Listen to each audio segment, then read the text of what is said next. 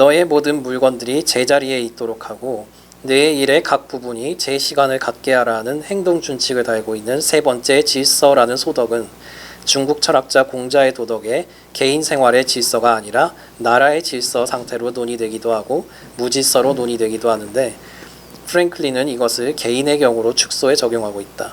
공자는 치라고 다스려질 치자 있죠? 치로 표현한 걸 오더, 질서로 번역하는 거예요.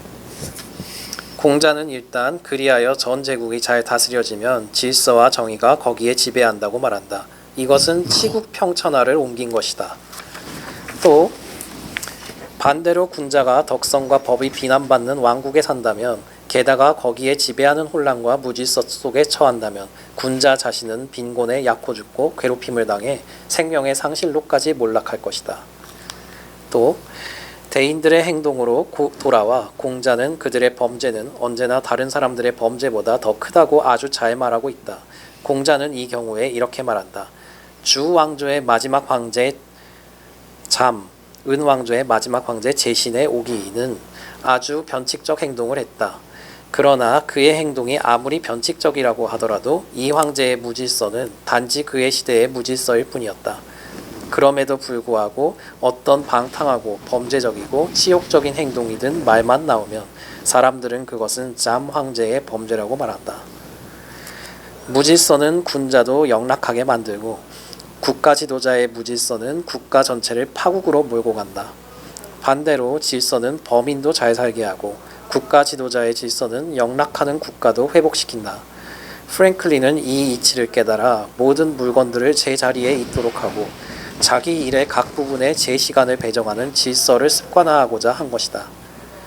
자기가 해야 하는 것을 수행하기로 결심하고 결심한 것을 실수 없이 이행하려는 네 번째 경목 결심 또는 결의로서의 resolution은 이 수어가 중국 철학자 공자의 도덕에서 무려 7회나 쓰이기 때문에 채택된 것이다. 공자는 우리가 달성해야 할 목적을 안뒤에 작정하고 목적으로 이끌어지는 길로 걸음으로써 자기 마음속에서 목적의 달성에 맞춰진 결심을 매일 확인함으로써 그리고 어떤 것도 그 결심을 조금도 흔들 수 없도록 이 결심을 아주 잘 확고히 굳힘으로써 끊임없이 이 목적을 향해 나아가는 것이 필요하다고 말한다. 그러니까 이 13개 덕목이라고 이 사람이 청소년기에 써놓은 이 덕목을 이해를 하려면 첫째 공자를 잘 알아야 돼요. 원본 공자를. 두 번째 중국 철학자 공자의 도덕이라는 약간 그 중역된 라틴어를 중중역이지 삼중역 라틴어를 불어로 번역한 것을 불어본을 또 영역한 거거든요. 이 삼중역이 갖고 있는 여러 가지 결함에도 불구하고 이제 표현하고 있는 이 영역본을 알아야 돼요. 근데 이 다른 연구자들은 영역본을 보지도 않았어요. 물론 공자도 모르는 것들이. 그러니까 막 연구해놨어 그냥. 영어로 연구한 사람들 말하는 거예요. 또 공자는 건방지게 자기의 운명을 욕보이는 것이 아니라 용기와 결심을 다지니 어떤 것도 그의 항상성을 흔들 수 없다고 말하는가 하면 결심은 우리를 선에 대한 집착과 악에 대한 혐오를 항상 버티도록 하는 것이고 인간이 그것에 낯불거지지 않을 수 없다면 그는 그를 항상 선을 추구하고 악에 대해 혐오감을 가지게 만드는 그 정신의 결심으로부터 멀지 않은 것이다 라고 말한다. 이 구절들을 연결해 읽어보면 프랭클린이 왜 결심을 중요한 덕목으로 채택했는지가 좀 더 쉽게 이해된다. 그리고 나와 남에게 이익을 주는 것 외에 어떤 낭비도 하지 않아야 한다는 의미의 다섯 번째 덕목 검약은 중국 철학자 공자의 도덕에서 2회나 강조되어 나오는데 한 번은 자기 습관에서 긍지를 구하고 검약을 사랑하지 않는 자는 지혜를 노력할 자질이 없으니 그대는 그런 자와 연락을 주고받아서도 아니 된다는 공자의 경고다. 그러니 어찌 덕목으로 채택하지 않을 수 있겠는가. 프랭클린은 13개 중 6번째 덕목 근면에다 어떤 시간도 낭비하지 말라. 언제나 유용한 일에 종사하라. 모든 불필요한 행동을 잘라내라는 행동준칙을 달아놓고 있다. 시간은 돈이다는 프랭클린의 자본주의적 격언은 이 근면 덕목에서 도출된 것이다. 자, 그렇다면 프랭클린의 자본주의 덕목은 궁극적으로 공자의 덕목에서 나온 거죠. 자. 프랭클린은 이 근면 덕목도 중국 철학자 공자의 도덕으로부터 빌려오고 있다. 그의 근면은 청교도 교리와 무관한 것이다. 그런데 자꾸 막스 베버는 청교도 교리에서 나온 걸로 오도를 해, 오도. 그리고 막 주장을 해. 가만히 있으면 모르는데 시끄럽게 주장을 한다고. 자. 공자는 이 영역본에서 노고와 근면을 2번이나 강조하고 부지런도 4회나 언급한다.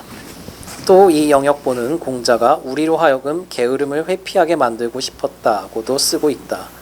그러나 주지하다시피 막스 베버는 어처구니 없게도 프랭클린의 시간은 돈이다는 격언이나 자본주의적 근면 도덕이 개신교 또는 청교도 윤리에서 나온 것으로 조작해 한때 세계학계를 크게 속였었다. 지금도 속은 사람이 많죠. 속아 있는 사람들이. 자. 7번째 덕목 진실은 모든 기만이나 거짓말을 금하는 것이 아니라 사람을 해치는 악의적 기만이나 거짓말을 금하고 올곧게 생각하고 말할 것을 요청하는 것인데, 이것도 중국 철학자 공자의 도덕에서 공자의 인품과 관련해서 갈파된다. 요약하면 공자는 위대한 사람에게서 거의 발견되지 않는 하나의 덕목, 즉 겸허를 지녔다. 왜냐하면 그는 그 자신과 그와 관련된 것에 대해 지극한 겸손으로 말했을 뿐만 아니라 유일무이한 진실성으로 그가 배우는 것을 그치지 않을 것이라고, 그리고 그가 가르친 독트린은 그의 것이 아니라 고대인들의 독트린이라고 천명했기 때문이다. 또 중국 철학자 공자의 도덕은 요임금의 인격과 품성도 진실성으로 묘사한다. 요임금은 가식 없이 덕스럽고 진실하고 친절했다. 또 중국 철학자 공자의 도덕은 사람들 사이에서 진실과 기만이 뒤엉키는 경우도 논한다. 나는 사람들이 이구동성으로 진실한 것으로 통해서 그가 가지고 있지 않은 무언가를 요구받은 사람을 안다.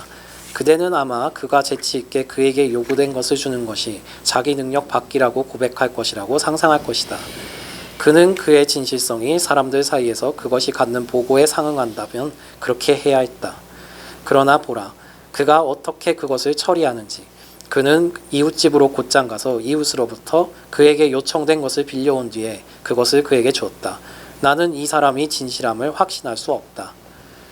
능력이 없으면서 능력이 있는 척하는 것은 진실이 아니라 기만일 뿐더러 이 기만을 유지하기 위해 선의의 제3자에게 해를 끼칠 때 이 기만은 금지되어야 할 사람을 해치는 기만이다. 그리고 공자는 유용한 친구들을 진실한 친구, 충실한 친구, 모든 것을 듣고 그에게 얘기된 것을 검토하고 거의 말하지 않는 친구 등 세 부류로 나누기도 하고, 올곧고 진실한 마음을 가진 사람과 친구 관계를 맺으라고 충고하기도 한다.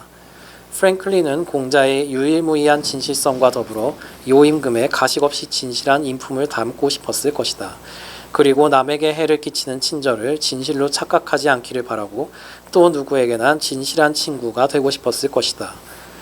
누구에게도 위해를 가하거나 누구에게도 해를 끼치지 않는 소극적 정의와 의무적으로 베풀어야 하는 이익들을 반드시 베푸는 적극적 정의의 덕목은 어느 종교의 경전에도 다 나오는 것이지만, 프랭클린은 누구에게도 위해를 가하거나 누구에게도 해를 끼치지 않는 소극적 정의에 그치지 않고 의무적으로 베풀어야 하는 이익들을 반드시 베푸는 적극적 정의에도 유의하고 있다.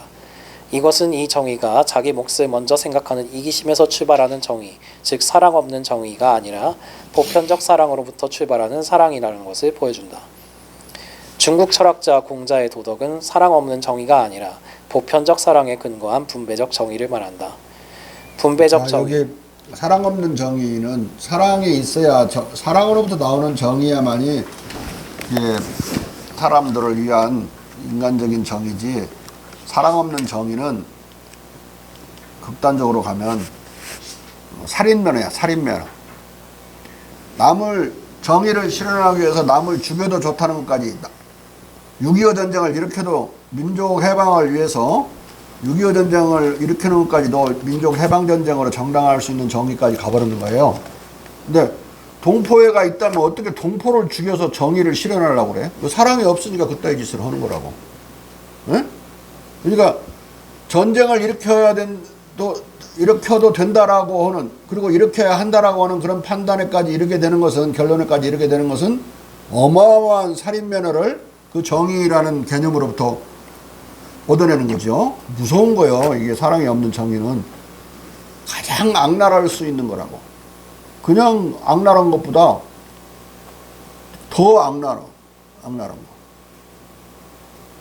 정의로 명분을 내세우는 악랄성. 그럼 끝도 없어. 밑도 끝도 없이 그냥 끝까지 가는 거야.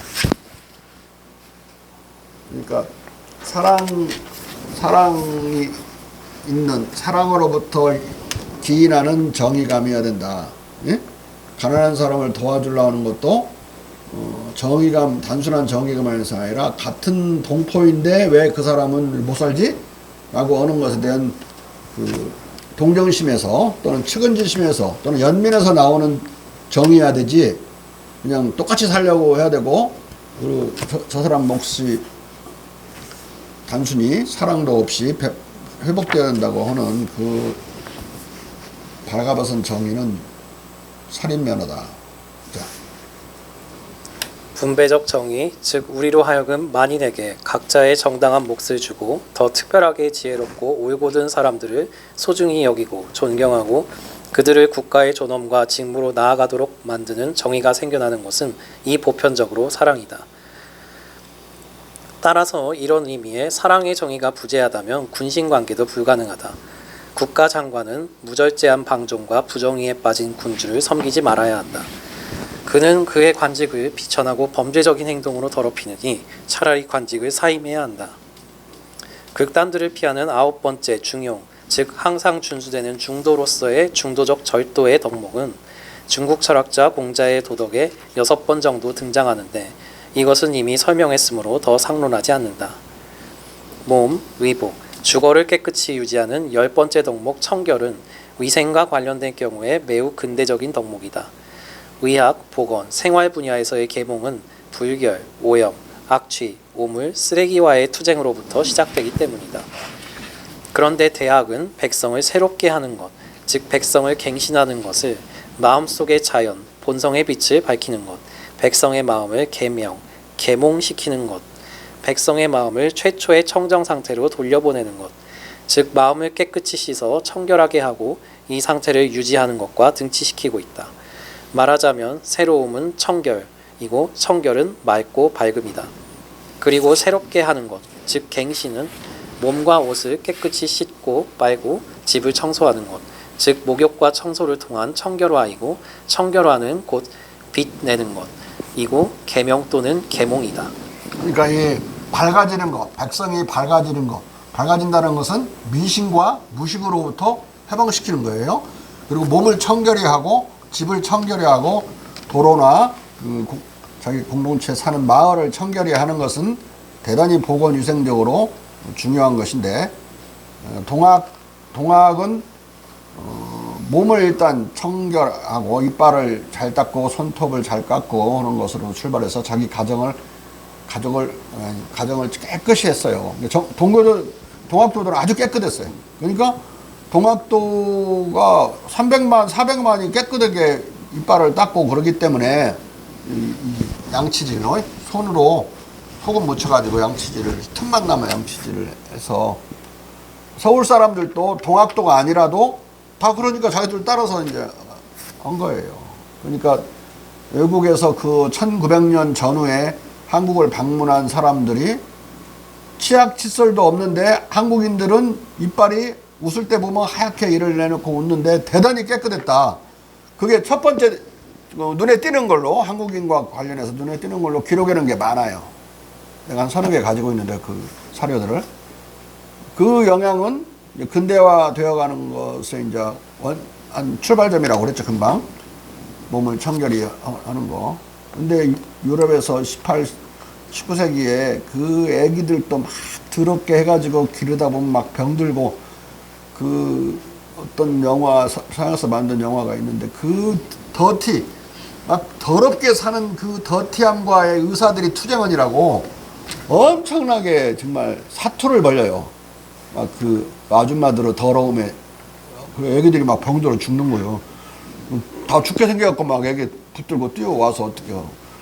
애기 보자기부터 확 찢어버려요. 그냥 이런 거 하지 말라고. 깨끗이 씻어서 깨끗한 걸로 싸라. 이런 투쟁을 하는 거 보면 거의 절망적인 투쟁을 해요. 한국에서는 동학도가 이미 다 정리해버린 건데 의사들만 나서서 그러고 있으니 얼마나 힘들겠어요. 그리고 목욕을 해야지. 향수나 뿌리니까 프랑스의 향수가 많이 발달했다지만 더러운 몸에다가 향수 뿌리면 무슨 냄새 나겠어요 도대체. 응? 똥을 치워야지. 그 히루 신고 가면 똥 위로 이렇게 다니는 히루가 나오고 그런 거예요. 힐이. 네? 그냥 똥을 치우는 게 아니라 듣고 다니라고. 더러움 투쟁을 한 게 아니라 더러움을 좀 피해 다니는 귀족들은 이제 아랫사람들은 그것과 더러움과 같이 뒹굴고 그러니까 많이 전염병이 끝이지 않고 많은 생명을 잃어버렸어. 자. 공자의 제자가 우리가 모두 하늘로부터 대부분의 사람들이 그들의 부주의로 꺼버리게 놓아두는 저 빛들, 즉 대부분의 사람들이 자발적으로 경시하고 타락하게 놓아둔 이성을 받았다고 믿는 것을 입증하거나 차라리 가정하려고 이 권위에 의해 계획했다는 것은 명백하다. 그리고 그들의 이성을 개선하고 향상시킨 이 빛들을 완벽화한 군주들이 존재한다는 것을 알고 우리는 이 군주들을 모방해야 하고 게다가 그들만이 아니라 우리도 노력에 의해 이러한 완벽화에 도달할 수 있다. 탕왕이 목욕하고 몸을 씻기 위해 사용한 욕조에 관해 증자가 이야기하는 놀라운 사실을 잊어서는 아니 된다.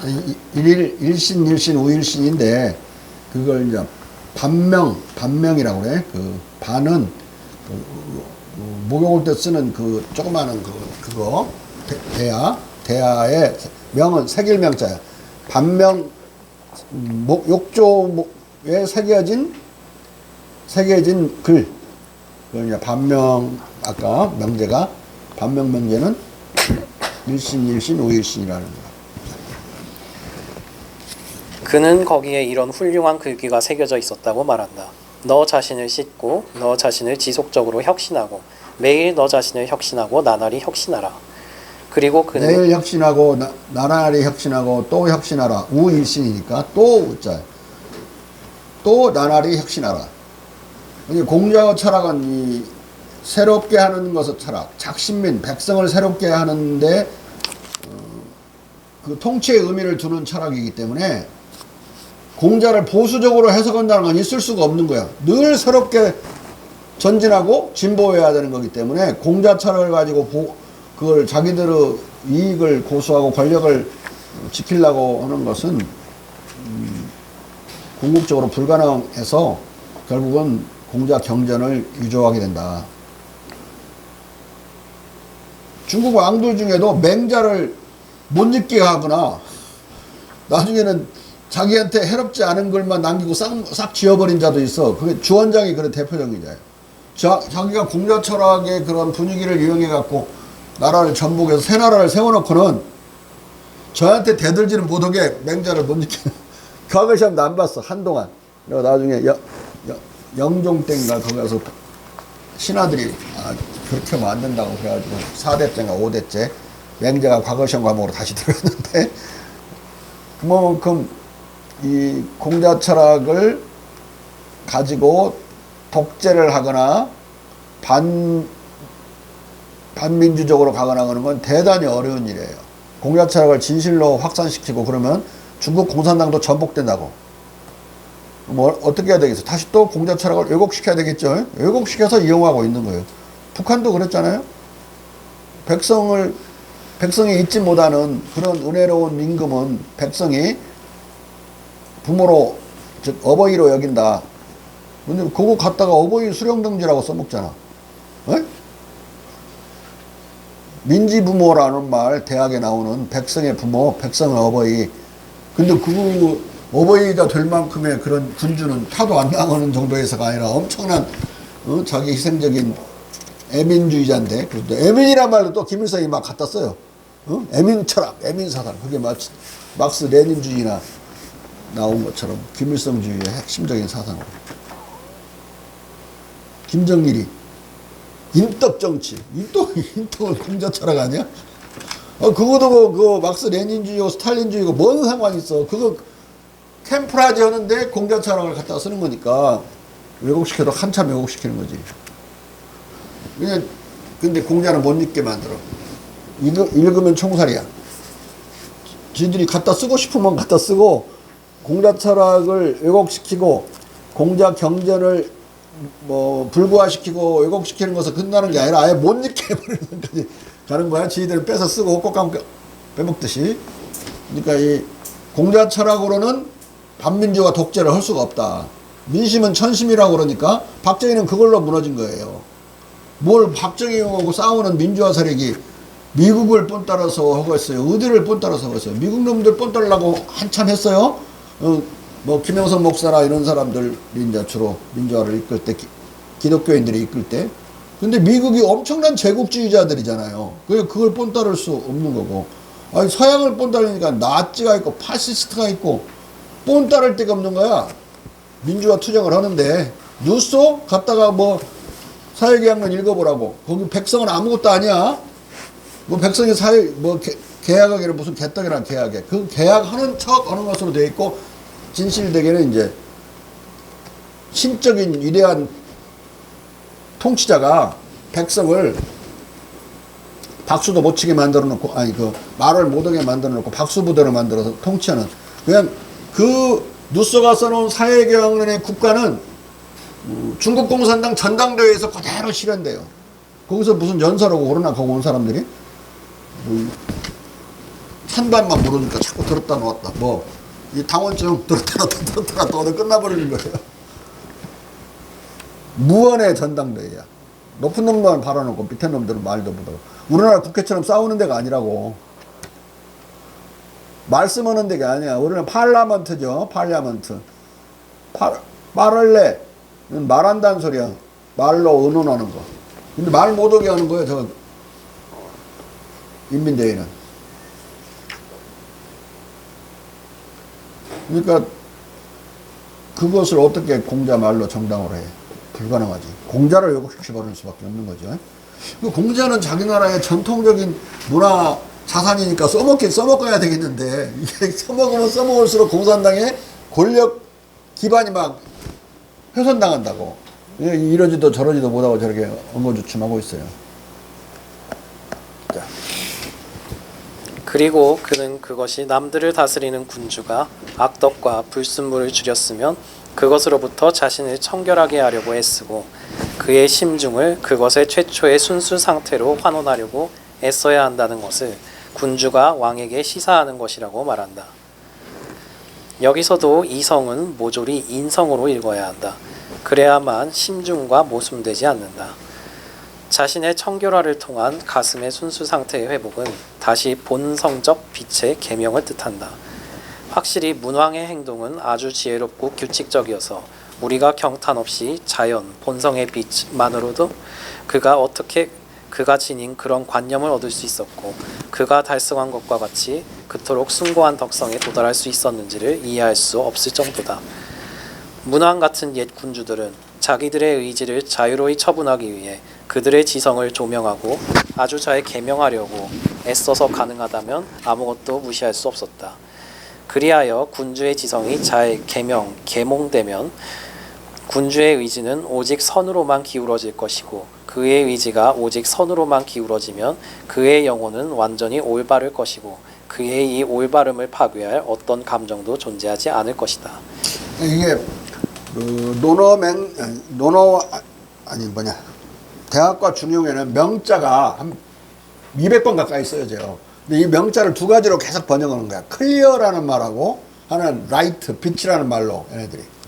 여기서 이제 계몽주의라는 인라이트먼트, 영어의 인라이트먼트 이를 대문자로 쓰면 계몽주의죠. 소문자로 쓰면 그냥 계명이라는 뜻이지만 불어도 리미에르 소문자로 쓰면 그냥 빛이라는 소리야. 광명. 근데 대문자로 쓰면 계몽주의야. L을 대문자로 쓰면 리미에르. 여기서 계몽주의라는 그대로 그 사상적인 명칭이 논어와 이제 대학과 중용에서 나오게 됐다는 걸 알 수가 있어요. 여기 지금 번역을 보면 번역을 전부 라이트 오브 네이처, 클리어, 클리어니스 또는 인라이튼 이렇게 지금 번역을 계속하고 있거든요. 명자를 밝은 명자를 밝은 명자가 말이야. 이게 한자는 어디 위치에 놓느냐에 따라서 동사가 됐다, 부사가 됐다, 명사가 됐다, 뭐 지맘대로잖아요. 명명덕 그러면 앞에 있는 명은 밝힌다는 뜻이야. 동사야. 뒤에 있는 명덕은 형용사야. 밝은 덕을 밝힌다. 에? 이게 명자가 계속 쓰여 한 200번 가까이. 다 시어보지 못해서 씻다가 잊어버려가지고.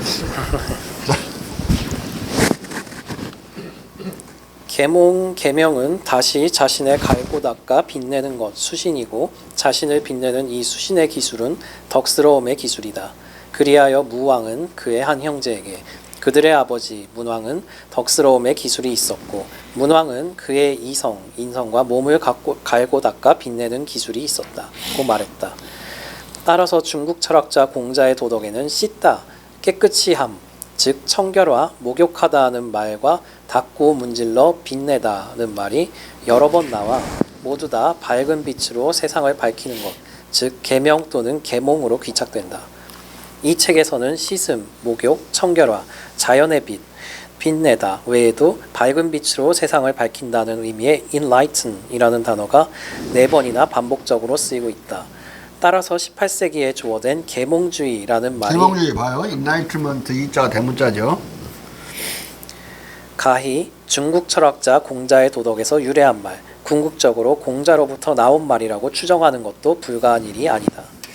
아무튼 프랭클린의 이 10번째 덕목 청결은 단순히 빨고 닦고 씻는 것이 아니라 갈고 닦고 쪼고 문지르는 수신으로 윤내고 빛난 자기 자신의 밝은 빛으로 세상을 밝히고 빛내는 계몽과 직결된 덕목으로 크게 이해되어야 하는 것이다. 피할 수 없는 사고에 동요하지 않는 11번째 덕목 평정도 중국 철학자 공자의 도덕에서 진지하게 취급된다.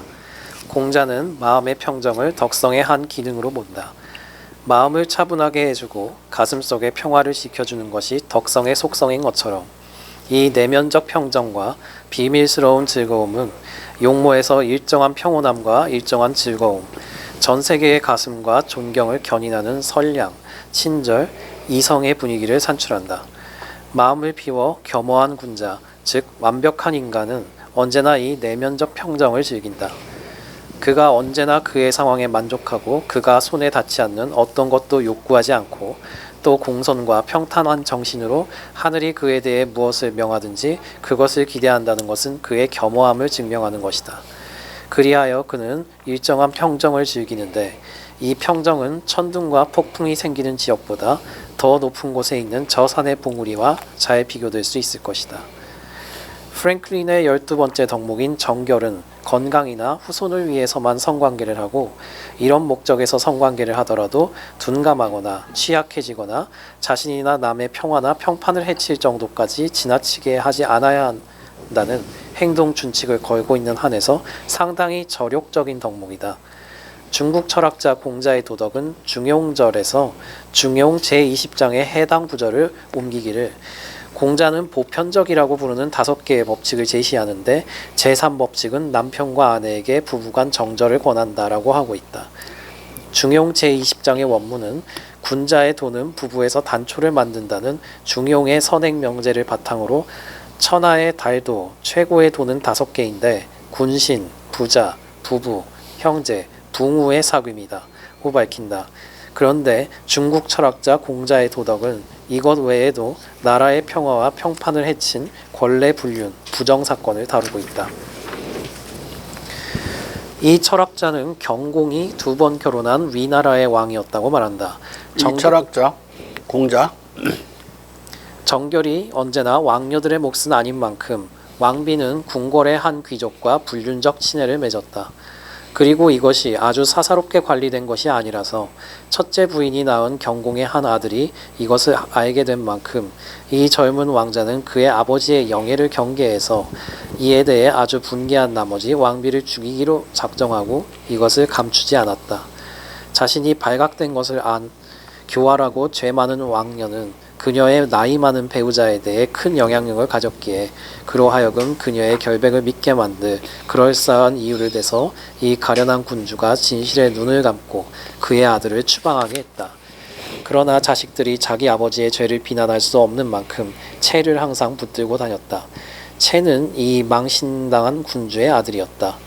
경공은 조금 뒤에 죽었다. 백성은 왕비의 방탕으로 추방당했던 왕자를 소환했고 왕자는 왕관을 받으러 갔으나 그의 악덕한 아들이 자기 아버지가 시부자라고 주장하며 그를 반대했다. 그는 그에 대항해 군대를 일으켰고 백성들에 의해 왕으로 선포되었다. 위나라의 이 왕비불륜 사건은 실로 나라의 존립을 뒤흔들고 평화를 어지럽힌 큰 사건이었다. 사람들은 이런 부정사건에 대한 말을 듣는 것도 부끄러워했다. 이에 대해 중국 철학자 공자의 도덕은 이렇게 주석한다. 어떤 사람이 불순하고 부정한 담화를 들을 때 보이지 않는 수치심을 느낀다면, 즉 그가 그것에 낯불거지지 않을 수 없다면 그는 그를 항상 선을 추구하고 악에 대해 혐오감을 가지게 만드는 그 정신의 결심으로부터 멀지 않은 것이다. 이런 까닭에 프랭클린이 정교를 보다 저력적인 것으로 규정한 것으로 보인다. 프랭클린의 마지막 13번째 덕목은 겸허다. 처음에 리스트의 덕목은 12개였으나 한 퀘이커교 친구가 그에게 친절하게 그가 일반적으로 거만하다고 생각되고 이 거만함이 대화 중에 종종 나타나고 어떤 점을 토론할 때 옳은 것에 만족하지 않고 오만하고 차라리 건방졌다고 귀띔해 주어서 추가된 귀띔인데 대단히 비판적인 귀띔이죠. 상당히 건방진놈이야. 사람들이 그렇게 생각해 라는 말에 약간 충격을 입은 것 같아요. 그럼 어떻게 살아야 되죠? 상당히 겸손하고 겸허하게 살아야 되겠죠. 자. 추가된 덕목이다. 그런데 그는 이 덕목에다 예수와 소크라테스를 닮아라 라는 준칙을 달아두고 있다. 이것은 단지 공자를 모방하고 있는 자기 자신을 은폐하기 위한 수사에 불과한 것으로 보인다. 볼테르와 공자와 비교해서 지적했듯이 예수와 소크라테스는 감히 신의 면명과 계시를 전하는 신의 대리자 또는 선지자 노릇을 했기 때문에 전혀 겸손하지 않았고 따라서 겸허할 수도 없었다. 점쟁이가 아무한테나 반말 쓰듯이 예수도 그랬어요. 하느님의 아들이니까 하느님의 말을 전하는 자고, 소크라테스도 신을 꼭 내세웠고 철학적인 무당이었어요. 소크라테스는. 그러니까 신을 늘 내세워서 선지자 노릇을 하는 그 건방짐을 가지고 있었다. 공자는 그게 없었어요. 공자는 어느 경우에도 자기가 신을 대리한다고 하는 그런 선지자적 행태를 보이지 않았다. 그렇기 때문에 볼테르나 이런 사람들이 예수보다 훨씬 추앙을 하게 되는 거예요. 공자를. 선지자 노릇을 하지 않았다는 것, 선지자적 행태도 보이지 않았다는 것, 선지적인 언어도 쓰지 않았다. 이것 때문에. 근데 예수나 소크라테스나 마호메트는 다 선지자 노릇을 그 4대 성인, 5대 성인, 마호메트까지 합치면 부처 다 해서 중에 이제 가장 겸손한 사람으로 공자를 봤어요. 자. 그들은 제자들과 대화한 것이 아니라 신의 계시를 전하는 설교 또는 대화로 포장된 설교로 일관했다. 반면 공자는 결코 신적 후광을 쓴 선지자 행세를 한 적이 없었고 인간으로서 늘 대화를 통해 가르쳤고 안회, 여몽 등 제자들의 덕을 자신의 덕보다 높이 평가하기도 하고 심지어 제자 증점의 청정 낙도적 풍류 미감을 감탄하며 따르기도 했다. 그러니까 제자를 늘 자기보다 못하니까 말을 들어야 되는 설교자고 자기는 설교를 들어야 되는 그런 피수강생으로 제자들을 대하지 않았다. 부처님은 선지자인 척은 한 적은 없지만 모든 사람을 자기 제자로 알았어요. 모든 사람, 자기 이야기를, 자기 깨달음을 들어야 되는 자로. 공자는 아예 그런 태도를 취하지 않았어요. 그냥 그 삼인행이면 거기에 그 스승이 있다고 그랬죠. 3명이 가고 있으면 거기에다 스승이 있다. 옳은 것을 하는 사람이라면 그걸 배우고 옳지 않은 불선을 하는 사람이라면 타산지석으로 삼아서 스승으로 배우고 그런 자세였기 때문에 자기 제자들한테도 계속 배우고 안회는 한 3개월 정도 중역을 할 수 있을 거야. 나는 3일이나 할까? 이렇게 자기를 늘 낮춰서 생각했어요. 응? 자기 옹이라고는 여몽은 왕을 할 수 있을 거야. 남면이 가한 사람이다. 자기를 왕 자격이 있다고 자기를 표현한 적이 없어요. 근데 자기 제자 중에 하나는 이런 왕작이 이 사람은 있다고 내 제자인데. 그게 옹야 가남면. 옹야편의 첫 주제 무조건 그 편에 앞에 두 자만 따서 편 이름을 붙였잖아요. 옹야라고 하는 그 편의 첫 구절이 옹야 가남면이야. 옹야는 남면할 수 있다. 북면은 임금님을 모신다는 뜻이고 남면은 백성을 다스린다, 왕으로서 다스린다 할 때는 남면이라고 그래. 이거. 예수와 소크라테스를 닮아라 라는 준칙이 자신의 공자 모방을 은폐하기 위한 수사로 보아야 하는 또 다른 이유는 겸허가 중국 철학자 공자의 도덕에서 진정한 군자 덕목으로 아주 진지하게 논의되고 있기 때문이다. 가령 공자는 위대한 사람에게서 거의 발견되지 않는 하나의 덕목, 즉 겸허를 지녔다. 그리고 문왕은 형용할 수 없고 비견될 수 없는 겸손과 겸허를 품부받았다. 여기서 지금 공자는 웬만한 위대한 사람들에게서는 발견되지 않는 그 덕목, 겸허를 가졌다니까. 위대한 사람들이 누구야? 예수. 여기서 이제 굳이 그 사람이 생각한다면 예수님 아니면 소크라테스 아니겠어? 소크라테스들에게서 발견되지 않는 덕목을 공자는 지녔는데 그 겸허인데 거기다가 예수와 소크라테스를 닮아라 써놨으면 이게 은폐는 했는데 뽀록 나는 은폐인 거야. 이게 분석에 들어가면 손바닥으로 딱 가렸는데 안 가려지는 거지.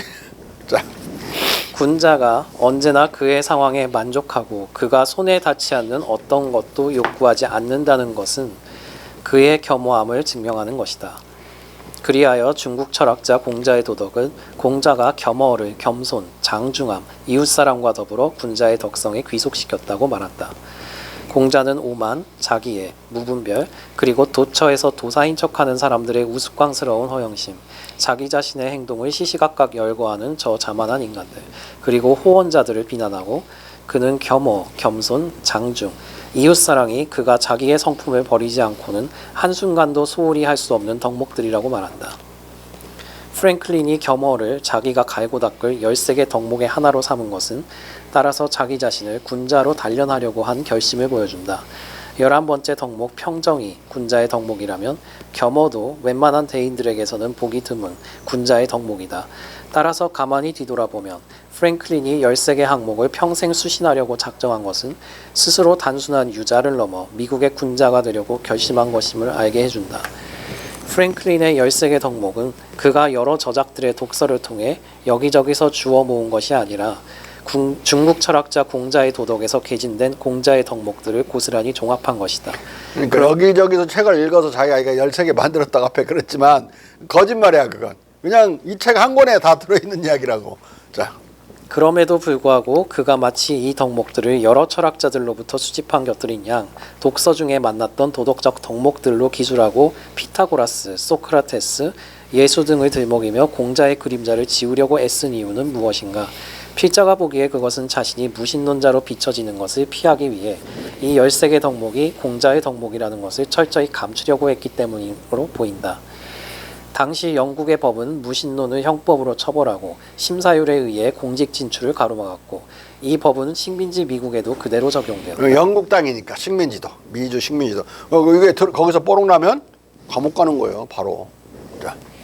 그리고 독립한 미국에서도 18세기 내내 그리고 19세기까지도 무신론자는 공직의 길이 막혔다. 따라서 그는 1771년부터 1790년 사이에 사신이 아니라 공개 간행을 위해 집필한 자기의 자서전에서도 끝내 13개 덕목의 출처를 밝히지 못한 것이다. 미상불 프랭클린이 비망록이라고 부른 이 자서전은 1791년부터 국제적으로 일제히 여러 버전으로 공간되었다. 따라서 이런 공개 출판의 예상 아래 그는 자서전 안에서 중국 철학자 공자나 중국 철학자 공자의 도덕이라는 책에 대한 언급을 일절 삼간 것이다. 그는 심지어 자서전 안에서 공자라는 이름을 언급하거나 중국이라는 국명을 언급하는 것도 배제했고 간혹 차이나를 언급한다면 이 단어를 도자기라는 의미로만 썼다. 소문자로 쓰면 도자기죠. 도자기 또는 어쩌다가 16세기에 가까이 가게 되면 티를 가리켜서 차이나라고도 했어요. 오늘날은 이제 다 도자기지만. 그죠? 프랭클린은 아마 런던에서 중국 철학자 공자의 도덕을 읽고 무신론자가 되었을 가능성이 크고 무신론자가 어떻게 취급되는지도 따끔한 체험을 통해 알았을 것으로 보인다. 그가 런던에서 집필해 소량으로 인쇄한 자유와 필연, 쾌락과 고통에 관한 논고는 앞서 지적했듯이 절대적 무신론에 가까운 내용을 담고 있었다. 이런 까닭에 그의 인쇄소 사장 팔머는 이 팸플릿의 원칙에 대해 혐오감을 표하며 그를 심히 꾸짖었었다. 프랭클린이 19세에 겪은 이 체험은 자신의 무신론적 신조의 공개와 관련해 그에게 평생토록 두려움을 심어주고 가급적 종교 문제를 피해 언행하는 처세술에 대해 진지한 각성을 가져다 주었을 것이다. 그렇다면 중국 철학자 공자의 도덕이 저 무신론적 논고를 쓰게 만들 만큼 강력한 무신론적 철학 체계를 가진 것인가? 그랬다. 라틴어본 중국 철학자 공자의 발췌 영역본인 중국 철학자 공자의 도덕은 사실상 개신교 목사 라브린과 쿠생, 푸시에 등 3인이 라틴어 번역본 중국 철학자 공자를 약간 축소해서 프랑스어로 번역한 불어본 La Morale de Confucius, Philosophe de la Chine을 대본으로 삼았다. 그러니까 라틴어 원본을 대본으로 삼은 게 아니라 그걸 번역한 걸 또 번역한 삼중역이야. 삼중역. 많이 오류가 많이 들어있을 수밖에 없죠. 근데 여기서 더 웃기는 건 불어 번역본에 라브리는 개신교 목사예요. 뒤에 두 명은 카톨릭을 믿는 사람들이고 카톨릭 철학자들이고. 근데 어떻게 왼수들이 붙어서 이렇게 번역했는지 되게 신기한 번역서야 이게 불어 번역본이. 자, 이 부력자들은 1688년 역자 서문에 공자의 자연의 빛, 본성의 빛의 철학을 이렇게 찬미하고 있다. 이 철학자의 도덕은 무한히 숭고하지만 동시에 간단하고 깨치기 쉽고 자연적 이성의 가장 순수한 원천으로부터 도출된 것이다. 확언하건대 신적 계시의 빛을 결한 자연적, 본성적 이성이 이처럼 잘 전개되어 나타난 적도 이토록 강력하게 나타난 적도 없었다. 그러니까 라틴어 번역본을 읽고 이 사람들이 공동 서문을 썼는데 거기에서 뭐라고 앞에 놔서 신의 계시의 빛을 결했다. 근데 엄청나게 도덕적이야. 무신론적인데 대단히 도덕적이야. 이 말이거든 이게. 이걸 보고 그게 그대로 또 영어로 번역돼 있어요. 영어본에. 이걸 보고 무신론자가 안 될 사람이 어디 있어. 공자를 숭배하게 됐다면 무신론자가 되는 거죠. 그 무신론자가 자기 원래 욕구에 있던 것처럼 발견할 수도 있고. 자, 라브린, 쿠셴, 푸시에는 기독교적 계시의 빛을 결한 공자의 자연의 빛의 철학을 자연적, 본성적 이성의 가장 순수한 원천으로부터 도출된 철학, 무한히 숭고하지만 동시에 간단하고 깨치기 쉬운 철학, 자연적 이성이 잘 전개되어 아주 강력하게 나타난 철학으로 찬미하고 있다. 이 찬미 속에서는 공자 철학의 자연의 빛이 신적 계시의 빛에 비해 불완전하거나 불충분하다는 지적이 전무한 것을 넘어 그 자체로서 신적 계시의 빛을 능가할 만큼 강력한 것처럼 묘사되고 있다. 자연적 이성이라는 표현이 귀에 거슬리지만 라브린, 쿠생, 푸시에는 적어도 공자의 자연의 빛의 철학이 그 자체로서 완벽함을 잘 밝혀주고 있다. 자연적 이성은 본성적 이성이란 말이고 다른 말로 공자의 성, 본성이라는 말을 이렇게 번역한 거예요. 자꾸 이성을 집어넣으려고. 공자가 그 본성은 감성과 이성으로 되어 있는데 감성은 없애버리려고 하는 이 스콜라 철학적인 어떤 잔재들이죠. 자. 따라서 이 역자 서문만으로도 공자 철학은 계시의 빛을 배제한 무신론 철학임이 확연하게 드러나는 것이다. 그런데 문제는 익명의 저 영역자가 중국 철학자 공자의 도덕의 역자 서문의 첫 부분에 불어본 역자 서문의 저 구절을 거의 그대로 전제하고 있다는 것이다. 이게 뭐 익명이니까 아무렇게나 해버리는 거죠. 저쪽에서 쓰는 걸 이쪽으로 옮기면서 지가 쓴 것처럼 쓰는 그대로. 조금 길어 근데. 자. 우리는 이 철학자의 도덕이 무한히 숭고하지만 동시에 순수하고 깨치기 쉽고 자연적, 본성적 이성의 가장 순수한 셈으로부터 도출되었다고 말해도 된다. 확실히 신적 계시의 빛을 결한 이성은 이렇게 많은 조명과 권력을 가지고 나타난 적이 없었다. 그리고 공자가 빼먹은 어떤 의무도 없는 만큼 여기서 언급된 것들 외에 어떤 것도 존재하지 않는다. 그리고는 영국의 역자는 한술 더 떠 여기에 공자를 그리스 로마 철학자 및 기독교 철학자들에 대해 비교 우위를 차지하는 위대한 철학자로 칭송하고 이 서양 철학자들을 일괄 비판하는 이런 말을 덧붙이고 있다. 이 도덕론 안에서 이게 읽다 보면 너희들은 다 죽었어. 이런 식으로 글을 쓰는 거야. 서양 철학자들 너희들 다 죽었어. 자. 이 도덕론 안에서 그는 이 종류의 주제들을 다뤄온 아주 수많은 이교적 저자들에 대해서만 아니라 그토록 많은 그릇되거나 지나치게 난해한 사상들로 가득한 여러 기독교 저자들에 대해서도 마찬가지로 아주 대단한 우월성을 점하고 있다. 이 서양의 저자들은 거의 도처에서 자기들의 의무의 경계를 넘어가고 자기들의 상상이나 안 좋은 심기에 몸을 내던지고 거의 언제나 덕성이 위치해 있어야 하는 그 정확한 중도로부터 벗어나고 그들의 그릇된 인물 묘사에 의해 중도를 우리의 실천에 불가능한 것으로 만들고 결과적으로 덕자들을 거의 만들지 않는다.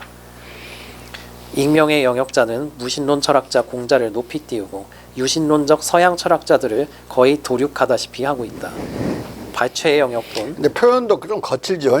작살내는 언사야, 언사. 자. 중국 철학자 공자의 도덕은 그 의도부터가 이처럼 애당초 논쟁적이고 생각하는 젊은이들을 사정없이 끌어당기는 그 무신론의 강력한 철학적 매력은 영국과 미국 양쪽에서 매우 위험한 것이었다. 미상불, 훗날 미국의 복음주의, 개신교 정통파 기독교인들은 거의 만장일치로 공자를 무신앙자로 배척했다. 이가은, 미상불이 무슨 뜻이야? 미상불. 금방 읽었잖아, 이 친구가. 2번이나 나왔어 지금. 미상불. 모르는데 왜 아는 척하고 앉아있어. 형태는? 옳지. 아닌 게 아니라 그 말이야. 아닌 게 아니라 쓰려면 귀찮아요. 미상불이면 세자만 쓰면 되는데. 자. 그리고 동시에 공자의 철학적 풍미를 풍기는 프랭클린을 철학적 깊이를 결여한 실용주의자로 깔보았다. 이런 전후 사정에서 프랭클린은 자서전에서 중국 철학자 공자의 도덕과 함께 여기로부터 13개 덕목을 수집한 사실을 철저히 은폐할 수밖에 없었던 것이다. 그가 공자 철학과 관련되어 있다는 사실은 13개 덕목 리스트를 수립한 지 10년 후인 1738년 펜실베이니아 가제트에 중국 철학자 공자의 도덕에서 발췌한 글들을 연재하면서부터야 세상이 알게 되었다. 하지만 프랭클린은 자서전에서 이 연재 사실조차도 침묵하고 있다. 자서전에서는 이 연재 사실을 빼먹어 버려. 이거 뭐 앞뒤가 이렇게 돼갖고 좀 이상해지잖아. 들킬 수 있는 모든 증거를 제거해. 자서전은 늘 거짓말을 쓰는 거야. 그러니까. 자. 한편 프랭클린이 13개 덕목에 의한 수신에 착수한 이후에도 프랭클린의 행적은 중국 철학자 공자의 도덕과 긴밀히 연결되어 있다. 그는 이에 따른 수신 과정에서 각 덕목마다의 그 성패의 특징들을 상세히 설명하는 작은 주석서를 쓸 생각을 하게 되는데 그는 이 주석서 제목을 The Art of Virtue라고 명명하고 있다. 이 덕의 기술이라는 책자는 집필과 출판에 이르지 못했지만 그 책자 제목은 중국 철학자 공자의 도덕의 내용을 그대로 반영하고 있다.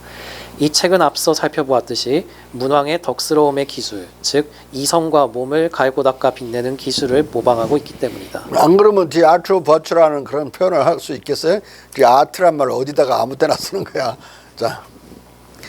프랭클린은 제잘거리고 익살 떨고 농담하는 것에 빠져드는 습관에다 거만하고 오만하고 건방지게 구는 성격을 가진 그 자신을 도덕적 인물로 단련해내려는 이런 힘든 수신 노력을 통해 나름대로 훌륭한 인품을 갖추게 된다. 그리하여 그는 19세기에 일부 미국인들이 공자와 프랭클린 간의 닮음을 상상할 정도로 더할 나위 없는 품격을 갖추게 되었던 것이다. 그러나 그는 자기의 도덕적 성격을 만드는 자기 수신 노력으로 그치지 않고 신대륙의 새 나라를 건설하기 위해 미국 청년들의 도덕 교육에도 관심을 집중한다. 자기 자신의 도덕적인 교육에만 신경 쓴 게 아니라 어떻게 보면 청소년들 우리 새로운 나라, 새로운 신국, 새 나라의 새 어린이들을 어떻게 도덕화시킬까 고민을 해서 또 다른 노력을 해요. 자. 식민지 주민에 대한 프랭클린의 도덕, 정치 철학 교육과 수신 기술의 보급. 공자는 정형, 즉 권력과 형벌로 나라를 운영하기 어렵다고 보고 이렇게 말했다. 권력으로 다스리고 형법으로 가지런히 하면 백성을 이것을 면하려고만 하고 부끄러움이 없을 것이다.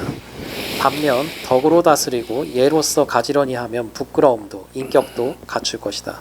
덕으로 다스린다, 예로서 가지런히 한다 이런 말은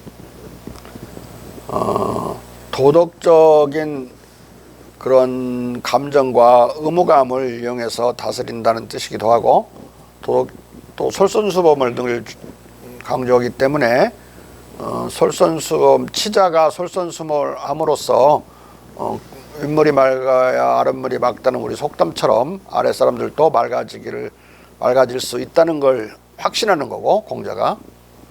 그래서 윗사람이 막은 것이 아랫사람 몇 명이 막는 것보다 훨씬 낫다고 생각하고, 이런 도덕적인 감화, 도덕적인 감동을 통해서 백성들이 공감하도록 하는 공감 정치를 말하는 거예요. 예?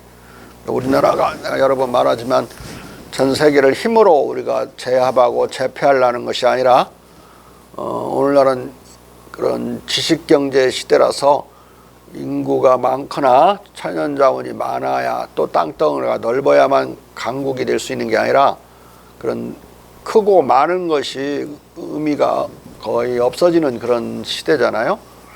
그렇기 때문에 강대국이니 약소국이니 또 잘난 척하는 자들이 쓰는 강소국이니 그런 말은 필요 없다고 그랬어요.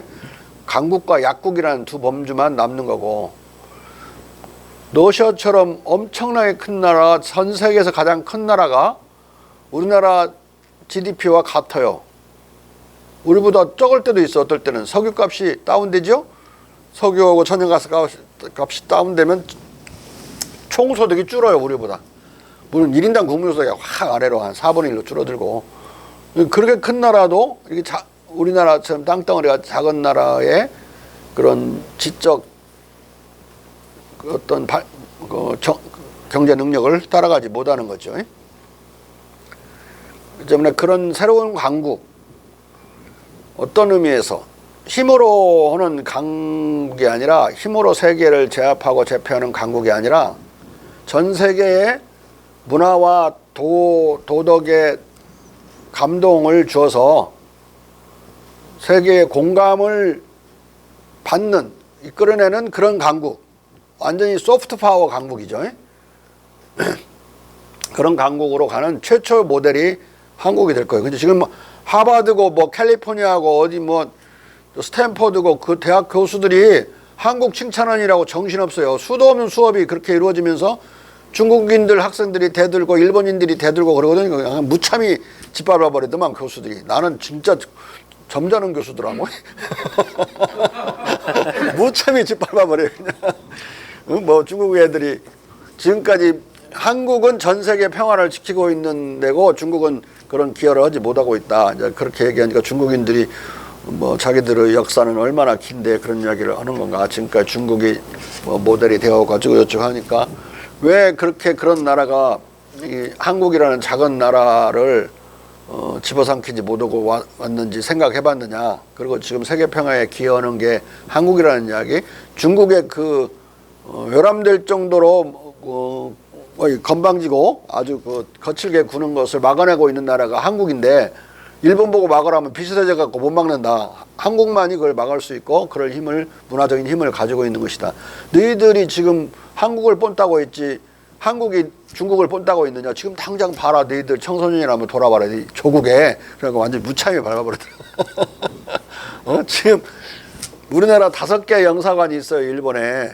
거기서 지금 비자를 발급한다는 거 신호가 떨어지자마자 그 5개 영사관이 지금 장사진으로 난리야. 잠을 못 자고 지금 비자를 발급해대고 있는데, 그걸 막 우리는 그냥 지나가는 기사로 보도를 하고 있는데, 일본은 그게 전면 톱 기사에 텔레비전이고 라디오고 그냥 페이퍼 신문이고 일면 톱 기사 전부 다.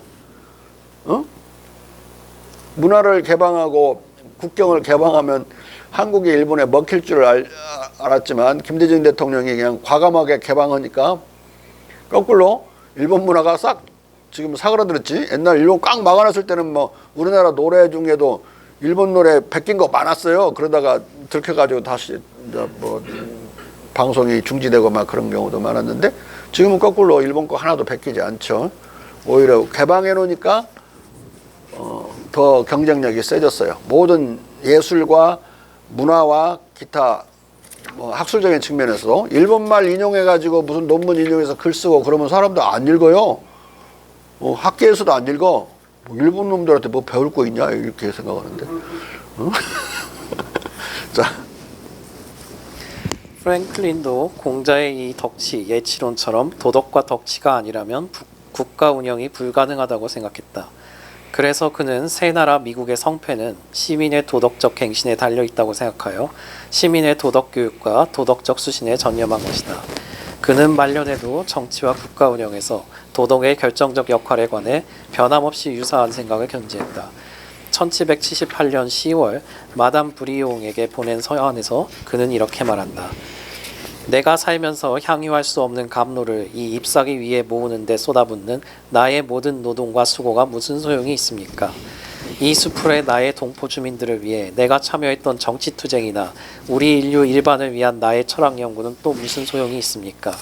정치에서 도덕이 없다면 법이 무엇을 할 수 있겠습니까? 우리의 현재 하루살이 인류는 수분이 지나는 사이에 다른 그리고 더 오래된 수풀의 동포 주민들처럼 그리고 결과적으로 비참한 종족처럼 타락하게 될 것입니다. 여러분들 우리나라까지 볼 것 없이 서울에서 우리가 도덕에 의존하지 않고 서울에서 경찰과 검찰을 이용해서 우리의 질서, 국가 질서 또는 서울 시민의 질서를 유지하려고 한다면 그게 가능하겠어요? 그 국가가 정하고 서울시가 만든 조례들을 백성들이 지켜야 된다고 하는 그런 준수의식은 도덕 감정인데 법은 지켜야 된다 또는 약속된 것은 지켜야 된다나 똑같은 거야. 우리가 뽑은 사람에 의해서 법을 만들었고 그 만들어진 법은 우리가 지키기로 약속했으니까 지켜야 된다. 약속은 지켜야 된다고 하는 단순한 도덕감정, 신이라고 하는 도덕감정이 없으면 그 법은 무용지물이에요. 만들어봤자 소용도 없는 거 안 지키는데. 그러니까 이 법이 지켜지기 위한 결정적인 것은 검찰과 경찰이 아니고 우리의 도덕심에 의존하고 있는 거예요. 만약에 아니라면, 내 말이 태자가 틀렸다면 거의 모든 사람들이 다 법을 어기면 검찰이 백성보다 많아도 못 막아. 도둑놈 한 놈을 10사람이 못 막듯이 못 막는 거예요. 그 검찰력과 경찰력으로는 못 막는 거라고. 그럼 우리 백성을 전부 경찰로 임명해야 돼. 우리 여기 있는 우리 학생들 빼고 다 경찰 만들어야 요 놈들이 나쁜 짓 하는 걸 잡을 수가 있는 그런 상황이 되고 만다고. 그러니까 실은 도덕 없이는 법과 법칙, 결국 국가가 불가능한 거예요. 그 말이야, 여기서 이 말이. 자.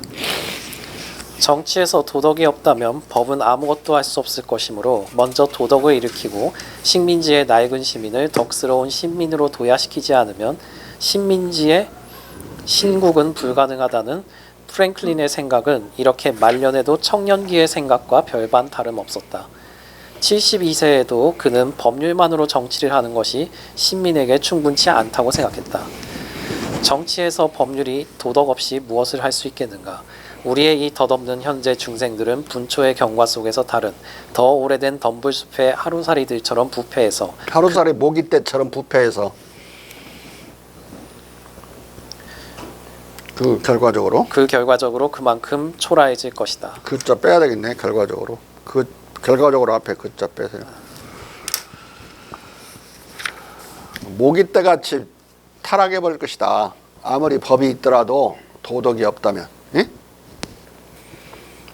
이게 정확하게 공자님을 배운 거지. 덕치가 그런 형벌과 권력으로 하는 것보다 형벌로 하는 것은 감옥 보내는 거예요. 그런 거 온 백성을 감옥 보낼 수 없잖아요. 다 어기는데 만약에 도덕심이 없다면. 그 다음에 권력으로 하는 것은 권력으로는 누구한테 뭘 주고 안 주고 막 이런 걸 결정하는 거잖아요. 뭐 못 오게 하고. 그러니까 정치 권력과 형벌로는 다스려지지 않는다는 이야기야. 네? 덕으로 도덕으로 다스려야 된다. 극단적인 경우 외에는 이런 정형을 사용하지 않고 무서운 것은 강권보다 강권의 위협이 더 무섭죠. 강권의 위협, 사용하지 않고 그냥 있는 것으로 전제하는 거, 그것이 더 효과 있는 거예요. 필링, 내가 감시를 철저히 하는 거, 그런 것보다 당사자들이 감시당하는 자들이 내가 감시당하고 있다고 하는 더 스트롱 필링, 강력한 그 느낌이 훨씬 더 감시 효과가 커요. 여러분들 시험 봐서 알겠지만 시험 감독관 선생이 그 교실 뒤에 가가지고 앉아서 여러분들을 보고 있고 여러분들은 시험 보고 있으면 더 감시가 철저히 들. 앞에 앉아 있으면 시험 보면서 볼 수 있잖아요.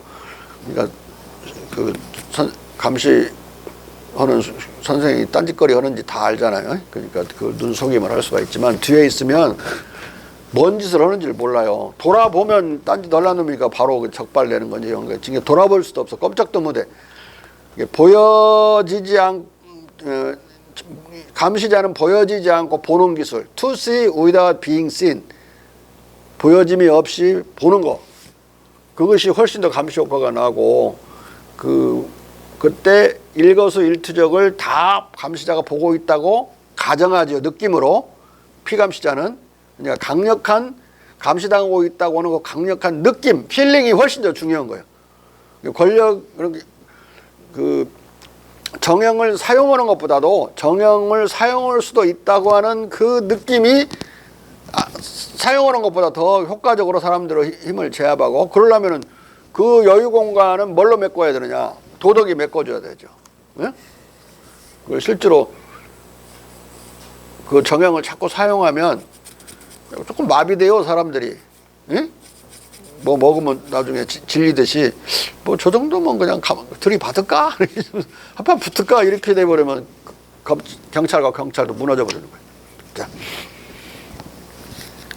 프랭클린은 이미 24세 때 새로운 나라를 위한 통합된 덕성의 정당을 떠올린다. 그는 1731년 5월 19일 도서관에서 쓴 자신의 역사 읽기에 대한 논평에서 덕스러운 국민의 교화, 육성 가능성에 관해 자신만만하게 이렇게 쓰고 있다.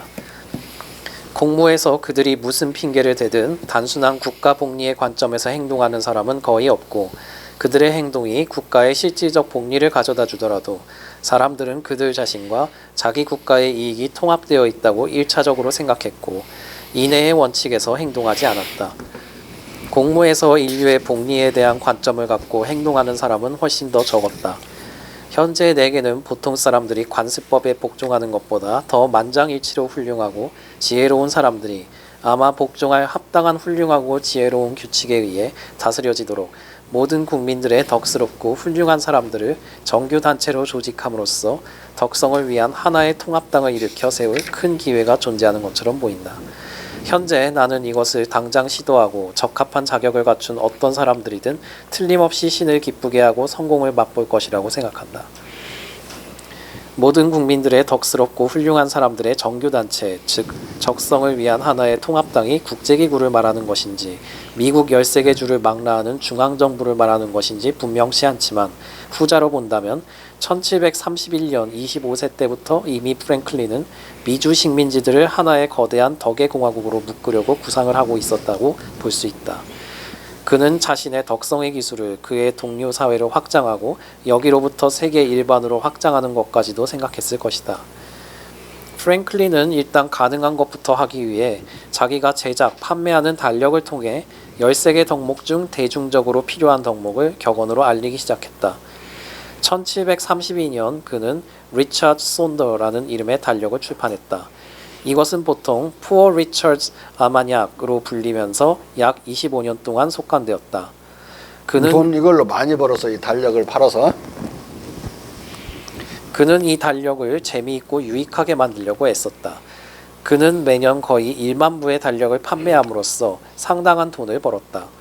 그는 그 지방에서 이 달력이 없는 집이 없을 정도로 거의 일반적으로 확산된 것에 주목하고 이 달력을 거의 어떤 서적도 사지 못하는 보통 사람들에게 교훈을 전달하는 적절한 수단으로 판단했다. 그는 달력의 날짜가 기입된 글자들 사이에 생긴 모든 작은 공란을 격언들로, 그것도 주로 부자가 되고 이로써 덕성을 확보하는 수단으로서의 근면과 검약, 그리고 정직을 가르치는 격언으로 채웠다. 궁핍에 빠진 사람이 언제나 정직하게 행동하는 것이 더 어렵기 때문에 이 경우를 위해 가령 빈 자루가 반드시 서 있기는 어렵다와 같은 격언을 내걸었고, 공자의 정자정야를 출처 제시 없이 기존의 영국 격언, 정직은 최선의 정치다로 리메이크에 내걸었다. 프랭클린은 수많은 시대, 수많은 국민의 지혜를 담은 이 격언과 속담들을 모아 1757년 달력에 첫머리에 붙인 연결된 담론으로 만들어 경매에 모인 사람들에게 지혜로운 노인의 열변으로 내놓았다. 이 모든 흩어진 격언들을 이와 같이 하나로 모은 것은 더 큰 감명을 심어주었다. 이 작품은 보편적으로 인정되어 대륙의 모든 신문에 복제되었고 영국에서는 넓은 면에 리프린트되어 집안에 붙여졌다. 프랑스에서는 2가지 버전으로 번역되었고 성직자들과 젠트리는 엄청난 부스를 구입해 가난한 교구민들과 소작인들에게 나눠주었다. 펜실베이니아에서는 이 격언집이 점점 많은 돈을 버는데 도움을 준다고 생각했다. 그러니까 이미 젊었을 때도 국제적으로 유명해졌죠. 뭐 돈도 국제적으로 벌고 대단한 사람이었어요. 자. 그리고 프랭클린은 자기의 신문도 도덕교육 수단으로 활용했다. 그는 자기 신문에 개신교도들을 계몽하기 위해 중국 철학과 기독교의 교호적 활용에 대한 논변을 개진했다. 1732년 6월 1일자 펜실베이니아 가제트 1729년 창간에 실은 한 기고문에서 그는 기독교 복음에 참으로 인애적이고 폭넓고 유익한 준칙들이 지금 새롭게 중국으로부터 우리에게로 도입된다면 우리 시대의 지혜라는 찬사를 받을 것인지를 묻는 물음을 제기한다. 이 글은 원래 익명으로 실렸으나 오늘날 이 글의 필자가 바로 프랭클린이라는 것이 밝혀졌다. 그리고 프랭클린은 영국 런던에서 발간되는 The Spectator, Gentleman's Magazine 등 인기 절정의 친중국적, 친공자적 지식인 잡지 및 기타 도덕 철학자들의 저작에서 발췌한 에세이들과 단편들을 종종 리프린트해서 전제했다. 가끔은 그의 동인 그룹에서 읽기 위해 그가 작성한 작은 글 조각들도 실었다. 1735년 초에 실린 그 글 조각들 중에는 아기는 그의 재능과 능력이 무엇이든 아무렇게나 부르고 있다. 이 기사는 프랭클린이 집필한 에세이도 아니고 The Morals of Confucius의 요약도 아니고 부분적 복제문도 아니고 발췌한 초록도 아니고 이 책의 두 부분을 발췌해 글자 그대로 전제한 것이다. 다만 한두 곳에 오탈자가 끼어 있을 뿐이다. 왕과 앞에 내가 요약도 아니고 부분적 복제문도 아니고 초록도 아니고 이렇게 따옴표로 되어 있죠. 다른 지금 학자들이 잘못 해석하고 있는 걸 내가 지금 표현한 거예요. 뒤에서 하나하나 반박을 할 거예요. 자. 왕과 알드리치는 The Morals of Confucius, a Chinese Philosopher의 해당 원문 부분과 전제문을 대조하지 않았기 때문에 저런 그릇된 판단들을 한 것이다. 이 때문에 다시 알드리치는 펜실베이니아 가제트는 중국 현자의 독트린들을 압축한 프랭클린의 요약문이 원문인지 아니면 다른 원천으로부터 리프린트된 글인지를 알려주지 않고 있다고 하며 답답해하기까지 한다. 심지어 데이비드 웨어는 이 전제문이 영역본 중국 철학자 공자의 도덕의 원문이 아니라 로건으로부터 빌린 쿠플레의 라틴어 원판 중국 철학자 공자를 영역한 것으로 오해하고 프랭클린을 미국 최초의 공자 발행자이자 중국어가 아니라 라틴어로부터 미국 최초의 공자 번역자로 오해하고 있다. 라틴어를 번역한 자로. 아니 미국 놈들이 왜 어떻게 이렇게 모르는지 모르겠어요. 그거 한번 딱 보면 알겠더만. 어? 이 그 책을 구해서 안 읽어서 그래. 그 중국 철학자 공자의 도덕이라는 영역본을 안 읽었기 때문에 이렇게 헛소리들이 나오는 거 안 봤으니까. 두 개가 똑같은데 뭐 발췌했다고 해서 그 부분하고 그 페이지하고 똑같아요. 내용이 오자 탈자 2개 빼고. 자. 그러나 프랭클린은 펜실베이니아 가제트의 이 두 연제문을 몇 글자의 스펠링을 현대화한 것 외에 문장과 단어를 일절 바꾸지 않고 그대로 전제하고 심지어 원문의 이탈릭 책까지도 그대로 재현해 놓았다. 그럼에도 불구하고 이 두 전제문을 중국 철학자 공자의 도덕의 영역 원본과 대조하지 않은 필자들은 저런 그릇된 말들을 쏟아놓고 있는 것이다. 따라서 이런 각종 오해와 오류를 일소하기 위해 전제된 그 두 글의 전문을 여기에 차례로 구격해 제시하는 것이 좋을 듯 싶다. 이 전문 제시는 전제된 글 안에서의 어떤 내용이 당시 식민지 미국 시민들에게 큰 감명을 주었을 것인지를 독자가 좀 더 실감나게 짐작할 수 있게 하기 위해서도 필요할 것이다. 다음은 영역본 중국 철학자 공자의 도덕의 31쪽에서 40쪽까지 9쪽 분량을 뽑은 첫 계제문의 구격이다. 앞에서 이미 부분적으로 인용된 부분이 조금 반복될 수 있지만 당시 미국 독자들에게 이것이 어떻게 비쳤을까 상상해 보는 것도 의미가 있기 때문에 반복되는 부분들도 생략하지 않고 그대로 옮긴다. 여기까지 합시다. 엄청 길어. 다시 새롭게 시작하는 게 나을 것 같아.